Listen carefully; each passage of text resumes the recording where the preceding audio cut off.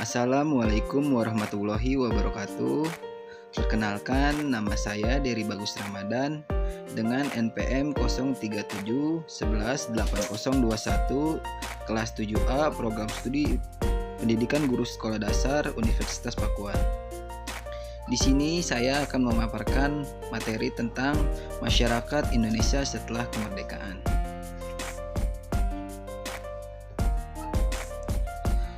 Kondisi Indonesia pasca pengakuan kedaulatan. Kondisi Indonesia pasca pengakuan kedaulatan, bentuk negara serikat yang disepakati berdasarkan Konferensi Menjabundar. Ternyata bukanlah cita-cita bangsa Indonesia. Bangsa Indonesia pun mulai berbenah diri untuk dapat kembali dalam pengakuan Negara Kesatuan Republik Indonesia.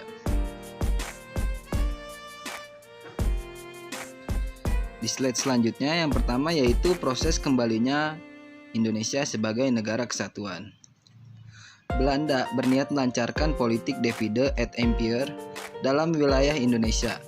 Setelah melaksanakan agresi militer pertama, Belanda membagi Indonesia dalam 6 negara bagian, yaitu negara Timur, negara Sumatera Timur, negara Sumatera Selatan, negara Madura, negara Jawa Timur, dan negara Pasundan.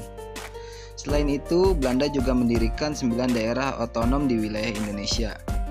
Setelah mendirikan 6 negara boneka dan 9 daerah otonom, Belanda membentuk pemerintahan federal, sementara yang akan berfungsi sampai terbentuknya Negara Indonesia Serikat atau yang bisa disingkat NIS.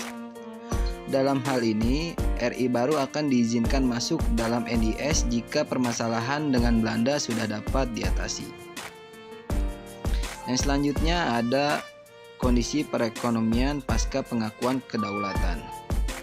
Sejak memperoleh pengakuan kedaulatan dari Belanda, bangsa Indonesia mengalami krisis ekonomi. Hal ini disebabkan oleh kenyataan bahwa bangsa Indonesia menanggung beban ekonomi dan keuangan akibat ketentuan-ketentuan dalam Konferensi Menjabundar. Situasi politik yang belum stabil dan adanya kenyataan bahwa perubahan swasta besar dan bank pada saat itu masih dikuasai oleh orang-orang Belanda. Untuk mengatasi kritis, Kabinet Sukiman pada tahun 1951 sampai 1952 menjalankan kebijakan nasionalisasi de Javasky Bank menjadi Bank Indonesia. Nasionalisasi dapat diartikan sebagai tindakan untuk menjadikan suatu kekayaan milik asing menjadi milik negara. Kebijakan nasionalisasi de Javasky Bank dikeluarkan berdasarkan Undang-Undang Nasionalisasi pada tahun 1951. Sebelumnya pemerintah telah memberikan presiden dan mengangkat melengkapi kepemilikan pemerintah terhadap bank-bank peninggalan Belanda. Yang selanjutnya ada pemilu pada tahun 1955.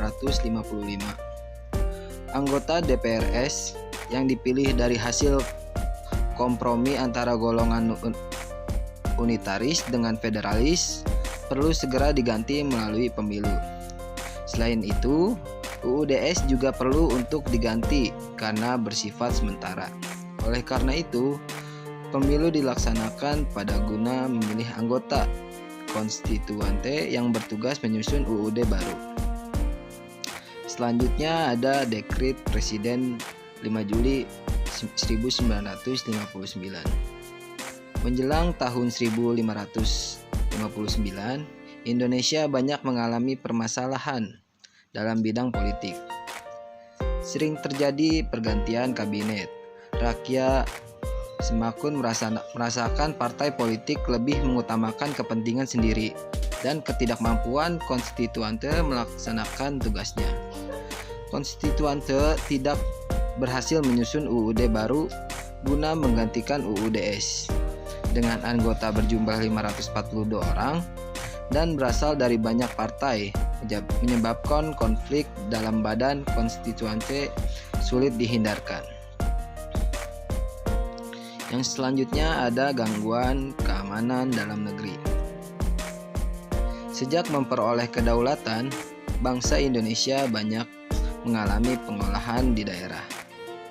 Hal ini dipicu oleh kurang harmonisnya hubungan pusat daerah, persaingan ideologis, dan masalah sosial politik lainnya.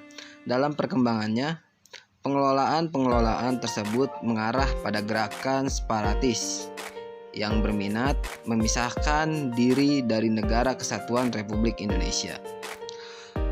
Pergolakan yang terjadi pada umumnya terbentuk gangguan keamanan berupa pemberontakan bersenjata. Beberapa pemberontakan tersebut antara lain Darul Islam Tentara Indonesia atau yang bisa disingkat dengan DITI, Angkatan Perang Ratu Adil atau yang disingkat dengan APRA, yang selanjutnya Republik Maluku Selatan atau disingkat dengan RMS, Pemerintahan Revolusioner Republik Indonesia, dan Piagam Perjuangan Semesta. Di sini ada kondisi dan keadaan politik, ekonomi, sosial budaya, pendidikan, historiografi Indonesia pasca proklamasi kemerdekaan. Yang pertama ada keadaan politik. Pasca proklamasi kemerdekaan, para tokoh-tokoh Indonesia berusaha untuk membenahi tatanan kehidupan berbangsa dan bernegara. Seperti yang kita ketahui, suatu negara yang baru merdeka pastinya memerlukan suatu dasar negara dan pemimpin yang mampu melaksanakan dan memimpin pemerintahan. Selain itu juga perlunya membentuk badan-badan atau lembaga-lembaga yang berfungsi untuk membantu pemimpin negara untuk menjalankan tugasnya. Yang kedua ada keadaan ekonomi. Bagi bangsa yang baru merdeka, selain bidang politik yang perlu ditata, ada lagi bidang ekonomi yang juga tak luput dari perhatian para pembesar atau tokoh-tokoh bangsa Indonesia. Namun, tak mudah dalam hal ini karena bangsa Indonesia dihadapkan pada hal yang rumit, yaitu mengenai masih adanya campur tangan dari bangsa kolonial.